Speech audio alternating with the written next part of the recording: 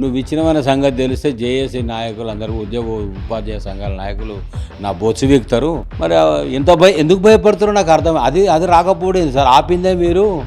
అలాంటి మీటింగ్లో నాలాంటోడు ఉంటే డెఫినెట్గా ఇదే మాట అంటాడు. సీఎం అనుకునే మాట్లాడతాం. సీఎం అంటే ఇది కాదు, అందరి ప్రయోజనాలు అందరి హక్కులు రక్షించడం కొరకే మనం ఇచ్చినటువంటి అవకాశంలో ఎప్పుడైనా కూడా పడితే పట్టొద్దు, పట్టిన పట్టు ఇడవద్దు.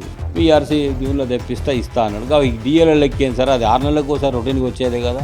ముఖ్యమంత్రి గారి కాళ్ళ కాడ పెట్టి ఏది మన మంగళారతి ఇచ్చినట్టుగా చదివించి ముడుపులు చదివించి వచ్చారు. ఇవాళ నువ్వు హెల్త్ కార్డ్స్ రాకముందే, మనకు పీఆర్సీ రాకముందే ఉన్న డిఏలను చదివించి వచ్చి మీరు ఏం సాధించారంటే జేఏసీ నాయకు నేను అడుగుతా ఉన్నా. అగో ఒకటిదారు జీతాలు వచ్చినాయా మీకు? ఒకటిదారు జీతాలు ఇస్తున్నా, ఇదే ఎక్కువ అన్నట్టు. మా వాళ్ళు కూడా సంకలు గుద్దుకొని ఒకటిదారు జీతం గతంలో ఎప్పుడు రాలే. ఉద్యోగుల పీఆర్సీ, ఉద్యోగ ఉపాధ్యాయులకు సంబంధించినటువంటి పీఆర్సీ ఏంటి, వాళ్ళ డిఏలు ఎప్పుడు? సో ఇట్లాంటి అన్ని అంశాలు మనతో పాటు మాట్లాడడానికి ఎస్టీయు మాజీ అధ్యక్షుడు భుజంగరావు సార్ మనతో పాటు ఉన్నారు. సార్ నమస్తే. నమస్తే కన్నాగా. సార్ జూన్ కల్లా పీఆర్సీ రిపోర్ట్ తెప్పించుకొని పీఆర్సీ ప్రకటిస్తూ ఉన్నారు. అట్లాగే 5 డిఏలు కూడా వచ్చే విధంగా మేము చొరవ తీసుకొని ప్రభుత్వంతో ప్రకటింపజేస్తామని జేఏసీ నాయకులు అనేక సార్లు చెప్పారు. మొన్న ఇటీవల తాజాగా కూడా చెప్పారు. ఎప్పుడు రాబోతాం సార్ ఇవి? ఇప్పుడు ఒక సినిమాలో రేలంగి పాట ఉంటుంది, అయ్యయ్యో ఉన్నది కాస్త ఊడిపోయేనే సర్వమంగళం అయ్యనే, ఏదో వస్తుంది అనుకుంటే ఉన్నది ఊడిపోయిందనే కథ కనబడేది నాకు. ఇట్లాంటి రేవంత్ రెడ్డి జిమ్మికుల ముఖ్యమంత్రితో ఒక మీటింగ్ పోయేటప్పుడు జేఏసీ నాయకులు బయట ఒకటి ఏమంటారంటే ట్రయల్ వేసుకోవాలి. ఆయన ఇట్లా అడిగి ఉంటే, ఇట్లా మాట్లాడుంటే మనం ఎట్లా మాట్లాడాలి, మనం ఏం చేయాలి, మనం మాట్లాడే దాంట్లో పొరపాటు ఎందుకు మాట్లాడొద్దు, తప్పులు ఎందుకు మాట్లాడొద్దు, మనకు ఉపయోగపడేదాన్ని ఒక స్క్రీన్ మీదకి తీసుకురావాలి, మెయిన్ ఎజెండాలో పెట్టాలి, ముఖ్యమంత్రిని మనం ఒప్పించగలగాలి, మెప్పించగలగాలి. ఎందుకంటే ముఖ్యమంత్రి ఏం చదువుకున్నాడు, ఆయన గవర్నమెంట్ బల్లె 10th చదువుకున్నా అంటాడు, ఇంటర్ డిగ్రీ ఏం చేసిండో తెలియదు. అందరి చదువుల గురించి ఆయన అడుగుతాడు, కానీ ఆయన చదువు ఎక్కడ చెప్పాడు. ఇలా అనేక డిపార్ట్మెంట్స్ ఉన్నాయి కదా జేఏసీలో. ఉపాధ్యాయులు ఉండరు, లెక్చరర్లు ఉండరు, మహానుభావులు హెచ్ఓడీలు ఉండరు, అధికారులు ఉండరు, గొప్ప గొప్ప వాళ్ళందరూ ఉన్నారు కదా. అనేక అనుభవాల నాయకత్వాల పనిచేసిన తలలు వండిన వాళ్ళు ఉన్నారు కదా.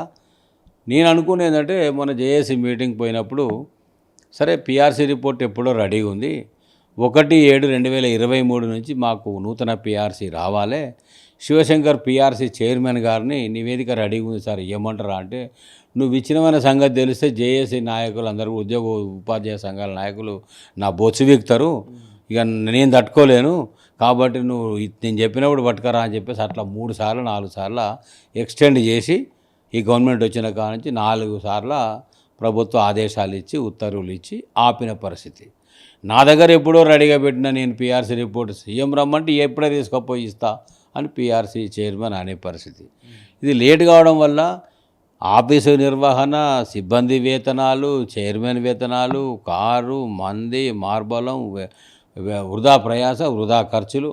మొన్న మోడీ గారు వచ్చి అన్నీ సేవ్ చేసుకోండి, పొదుపు చేసుకోండి అని ఆయన చెప్తాడు. ఆయన పొదుపు ఈయన చెవికి వారిందో లేదో రేవంత్ రెడ్డి గారికి. మరి ఇప్పుడు ఆ పొదుపు అనేది ఉద్యోగుల ఉపాధ్యాయుల కాడికి వచ్చే వరకు మా దగ్గరనే ఆయన పొదుపు అంతా కనబడుతుంది. మరి ఇలా జేఏసీ నాయకులు మొన్న పోయిన మీటింగ్లో సార్ మా పీఆర్సీ అని అడిగారు, మా వాళ్ళు మంచిగానే అడిగారు పాపం. అడిగితే ఇస్తారా రిపోర్ట్ రావాలి కదా, నివేదిక రావాలి కదా, అది రావంగానే మీకు ఇస్తా అన్నాడు. మరి ఎందుకు భయపడుతారో నాకు అర్థం. అది రాకపోలేదు సార్, ఆపిందే మీరు, ఆపుతున్నదే మీరు. ఇప్పుడు తెప్పిస్తే గంట సేపట్లో రిపోర్ట్ మీ ముందడికి వస్తుంది సార్ అని ఎందుకు చెప్పలేకపోయారు? ఛాలెంజింగ్గా చెప్తున్నా. అలాంటి మీటింగ్లో నాలాంటోడు ఉంటే డెఫినెట్గా ఇదే మాట అంటాడు. నివేదిక సిద్ధంగా ఉంది సార్, చైర్మన్ గారికి ఫోన్ చేయండి, తెప్పించుకోండి, ఇప్పుడు సిద్ధంగా ఉంది, ఆపుతున్నది మీరు కదా సీఎం గారు అని అంటాం. గతంలో ముఖ్యమంత్రుల మీటింగ్లలో మాట్లాడలే, ఈ నాయకులంతా చూడలేదా, వినలేదా? వీళ్ళే నా మీదకి యుద్ధానికి వచ్చేది ఒకప్పుడు. నువ్వే మాట్లాడతావు, ఇక్కడ సీఎం అనుకుంటున్నావు, ఏమనుకుంటున్నావు అని మాట్లాడేది. సీఎం అనుకునే మాట్లాడతాం. సీఎం అంటే ఇది కాదు, అందరి ప్రయోజనాలు అందరి హక్కులు రక్షించడం కొరకే మనం ఇచ్చినటువంటి అవకాశంలో ఆ గద్దె మీద సీటు మీద కూర్చొని మన సంక్షేమం చూడాల్సినటువంటి వ్యక్తి. సీఎం అంటే దయ్యమో భూతమో కాదు కదా, ఆ రకమైనటువంటి దాంట్లో ఉండాలి తప్ప మా వాళ్ళు ఎవరు నోరు ఇప్పలేదా, అడగలేదా, చేయలేదా. జూన్లో రిపోర్ట్ వస్తుంది, మళ్ళీ మిమ్మల్ని పిలుచుకొని ఇంకో మీటింగ్ పెట్టుకొని అప్పుడు ఇస్తా అన్నాడు. సార్ మరి అది మీరు జాయింట్ స్టాఫ్ సంఘాలది అది ఆర్గనైజ్ చేసిన అన్నారు కదా సార్, అది సమావేశాలు అయితే లేవు సార్, జిల్లాలలో కానీ స్టేట్లో కానీ ఒక్క మీటింగ్ జరగకపోయా, మరి మమ్మల్ని కొందరు విమర్శ చేస్తున్నారు. ఏముంది మీరు చేసి వచ్చింది ఏమున్నది, మీరు ఎలగబెట్టింది ఏమున్నది, ఒక మీటింగ్ పెట్టినారే మీరు బయటకు వచ్చి చెప్పుకున్నారు తప్ప అని అంటున్నారు సార్. అంటే మీటింగే కదా, మా సిఎస్కి చెప్తా మీటింగ్లు పెట్టమని చెప్తా, జిల్లాలలో కలెక్టర్లు పెడతారు, మీటింగ్స్ జరుగుతాయిలే, అందులో మీ సమస్యలు చెప్పండి అని అన్నారు. జిల్లాలలో మొదలు కాలే కానీ మొన్న ముఖ్యమంత్రి ఆధ్వర్యంలో జేఏసీని పిలిచి ఈ జాయింట్ స్టాఫ్ కౌన్సిల్ సంఘాలతో ఒక మీటింగ్ పెట్టారు. ఆ మీటింగ్ పెట్టిన దాంట్లో పీఆర్సీది ప్రముఖంగా చర్చకు వచ్చింది. వచ్చిన నాడు ఇవ్వడం లోపల అదొక భాగం అయితే 5 డిఏలు పెండింగ్ ఉన్నాయి సార్. 5 డిఏలు మాకు దాదాపుగా మాకు 12.7% డిఏల పర్సెంటేజ్ పెండింగ్ ఉంది. ఒక్కొక్కరికి 15 నుంచి 20 వేలు మేము నష్టపోతున్నాము, అది ఇవ్వాల్సిన అవసరం ఉండే అది మాట్లాడాలి. రిటైర్డ్ వాళ్ళు 100 మంది పైచిలుకగా చనిపోయారు సార్, అనేక రోగాలు వస్తున్నాయి. కోర్టు కూడా చెప్పింది ఒకటేసారి ఇవ్వాలి, నెలలు కాదా, నెలకి 700 కాదు, వాళ్ళ డబ్బులు వాళ్ళకి ఇచ్చేయండి అని చెప్పి కోర్టు సీరియస్గా చెప్పింది. 100 రోజుల్లో క్లియర్ చేయమన్నది కోర్టు. మరి అది క్లియర్ చేయాల్సిన అవసరం ఉందని మాట్లాడాలి. ఎప్పుడైనా కూడా పడితే పట్టొద్దు, పట్టిన పట్టు ఇడవద్దు. పట్టకుండా మమ్మమ్మ పప్పప్ప మాట్లాడితే రేవంత్ రెడ్డి ఏం మాట్లాడినాడు ముఖ్యమంత్రి, మిమ్మల్ని నోరు తెరవనియాడు, మిమ్మల్ని చెప్పనియాడు. ఆయన నేచర్ అలాంటిది. మీరు హెడ్ స్ట్రాంగ్గా ఉండి స్ట్రైట్ ఫార్వర్డ్గా లూజ్ టంగ్ చేయకుండా ఉండాల్సిన అవసరం ఉండే, ఆ ఛాన్స్ జారవిడుచుకున్నారేమో అని అలాంటి వాళ్ళకు అనిపిస్తుంది. ఎందుకు అనిపిస్తుంది అంటే 5 డిఎల్ పెండింగ్ ఉన్నాయి సార్, మరి మాకు 2 డిఎల్ రిలీజ్ చేయండి, మరి పీఆర్సీ కూడా మాకు 3 ఏళ్ళ అది ఉండేది 5 ఏళ్ళు, మరి 23 24 25 26 వచ్చే సార్, ఇక మీరు ఇచ్చేది ఎప్పుడు, మేము అనుభవించేది ఎప్పుడు, మేము మా బతుకులకు పీఆర్సీ కూడా దిక్కు లేకుండా అయిపోయింది, మేము కూడా మోసపోయిన వాళ్ళ కింద లెక్కనా సార్, పీఆర్సీ ఇవ్వండి అని అడిగితే పీఆర్సీ జూన్లో ఇస్తా అన్నాడు. ఈ డిఏల లెక్కేం సార్, అది 6 నెలలకు ఒకసారి రొటీన్గా వచ్చేదే కదా. కేంద్ర ప్రభుత్వం 6 డిఏలు ఇచ్చింది, ఇక మనం 5 లెక్కేసుకుంటున్నాం, ఇంకా దాంతో కలుపుకుంటే 6 అవుతాయి కదా, మరి డిఏ ఇవ్వాలి సార్ అంటే, ఓ 2 ఇవ్వండి, 3 ఇవ్వండి, అన్ని డిఏలు రిలీజ్ చేయండి అని అడుగుంటే, ఓ 3 ఇవ్వండి, ఓ 2 ఇవ్వండి అంటే ముఖ్యమంత్రి గారు ఇప్పుడు ఇవ్వలేని అన్నట్టుడా. మరి మునుపు చెప్పినట్టు నా దగ్గర అంటే కోసుక తిన్నా డబ్బులు లేవు, వణుక తిన్నా డబ్బులు లేవు, నేను పోతే చెప్పులు ఎత్తుకపోవడం చూసినట్టు చూస్తారు, మనకు అప్పు ఇచ్చేటోడే వల్లేడు, మీ పేరు చెప్పేవరకు నాకు అప్పు దొరుకుతలేదు, మీకు ఇద్దామని అంటే అనటోడా ఇచ్చేటోడా, ఈయనని చెప్పేటోడు ఆగాలి కదా, అడగాలి కదా. వీళ్ళు మరి ఆ ఉపాయం ఎవరు చెప్పిర్రు, వాళ్ళు ఎక్కడెక్కడ వేసుకున్నారో, మెడకాయ మీద తలకాయ వాళ్ళు ఎవ్వరు కూడా రాబోతున్న పీఆర్సీలో పెండింగ్ డిఏలు ఇచ్చేనాడు కలిపియండి సార్ అని ఎవ్వరు అనరు. అంత తెలియదు ఒక ప్రతిపాదన చరిత్రలో ఎవరు చేయలేదు, చేయకూడదు. ఎందుకు చేయకూడదు అంటే, నువ్వు పీఆర్సీ రిపోర్టు వచ్చే నాటికి 1/7/2023 నాటికి ఎన్ని డిఏలు పెండింగ్ ఉన్నాయి, ఎంత పర్సెంటేజ్ మనకుందో అది మాత్రమే విలీనమవుతుంది పీఆర్సీలో అది మాత్రమే విలీనమై అక్కడి నుంచి ఫిట్మెంట్ ఫిక్స్ అయిన తర్వాత మాస్టర్ స్కేళ్ళల్లో మనకు బెనిఫిట్ జరుగుతుంది. అక్కడి నుంచి ఉన్నటువంటి ఈ డిఏలు 5 డిఏలు ఉన్నాయి కదా, ఈ డిఏలు అన్నీ కూడా కొత్త పీఆర్సీ లోపల కొత్త స్కేల్ మీద మనకు వచ్చేవి. అంటే ఇవాళ నీ బేసిక్ పే 50,000 మీద 5% 3% ఎంత అవుతుంది, రేపు నీ బేసిక్ పే డబల్ అయిన తర్వాత 20,000 పెరిగిన తర్వాత ఇదే పర్సెంటేజ్ ఎంత అవుతుంది. ఎరియర్స్ వస్తాయో రావో తెలియదు. జూన్ వరకు అలా కలిపిన దాంతోపాటు ఇవన్నీ లెక్క పెట్టుకోపోయినా చెప్తే చేసేదేముంది. మీరు తెలియదు ఒక ప్రతిపాదన చెప్పి 5 డిఏలు సర్వమంగళం వాడి ఆయన గొప్ప చెప్పి ఆయన హుండీలో దేవుడికి హుండీలో వేసొచ్చిర్రా, ఎవరిచ్చిండు మీకు హక్కు లెక్క చేసుకున్నారా, క్యాలిక్యులేషన్ చేసిర్రా, ఎప్పటి నుంచి రా ఒక్కొక్క డిఏ పెండింగ్ ఉంది. మనకి ఇదివరకు ఇచ్చిన 3 డిఏలల్లే ఒక డిఏలో 15 నెలల ఏరియర్స్ రాలే, ఒక డిఏలో 28 నెలల ఏరియర్స్ రాలే, ఒక డిఏలో 30 నెలల ఏరియర్స్ రాలే, అయ్యారు 1,00,000 2 లక్షలు ఉన్నాయి. ఎట్లా మర్చిపోయారు మీరు, ఎక్కడ కూడా జేఏసీ నాయకులు మాట్లాడతలేరు. అది వచ్చిన డిఏలే వచ్చినాయి 3 డిఏలు కానీ ఏరియర్స్ రాలే. రేపు 5 డిఏలు ఏరియర్స్ రాబోతున్న పీఆర్సీలో బేసిక్ పే పెరిగినాక ఇచ్చి ఉంటే అది అది 10 రూపాయలకు 12 రూపాయలు 13 రూపాయలు వచ్చేది. అంటే నష్టం చేసేటువంటి ప్రతిపాదన మీకు తలకాయ లేకపోవచ్చు, మీకు ఆలోచన లేకపోవచ్చు, అనుభవం లేకపోవచ్చు. మరి అనుభవం ఉన్న ఆలోచన ఉన్న అలాంటి వాళ్ళ దగ్గర మీరు మాట్లాడాలి కదా, తొందరపడద్దు కదా, ఎక్సర్సైజ్ చేసుకోవాలి కదా. ఈ రకమైన పరిస్థితి ఎందుకు చేయలేదు? తెలంగాణ ప్రభుత్వంలో టీఆర్ఎస్ ప్రభుత్వం అధికారంలోకి వచ్చిన తర్వాత ఆనాడు కూడా ఒక ప్రతిపాదన చేసిర్రు. ఏమని సార్, మీరు సెంట్రల్ స్కేల్ ఇస్తామన్నారు కదా. ఆనాడు కేసీఆర్ గారు చెప్పినారు, తెలంగాణ రాష్ట్రం వచ్చిన తర్వాత సెంట్రల్ స్కేల్స్ సమానమైనటువంటి వేతనాలు మనం స్కేల్స్ ఇచ్చుకుందాం, అవి ఇస్తా అన్నాడు. 100% చెప్తున్నా. ఇవాళ సంఘాల నాయకులు అందరూ ఉన్నారు. ఇంటర్వ్యూ చూసిన వాళ్ళకి అర్థమైంది. ఆనాడు స్పష్టంగా కేసీఆర్ గారికి నేను చెప్పిన, సార్ మీరు కనుక సెంట్రల్ స్కేల్స్ ఇస్తే మాకు నష్టం జరుగుతుంది. అదేంది అందరూ ఏమని అడిగిండు, నష్టం అవుతుంది అని అంటామేంది అని అడిగిండు.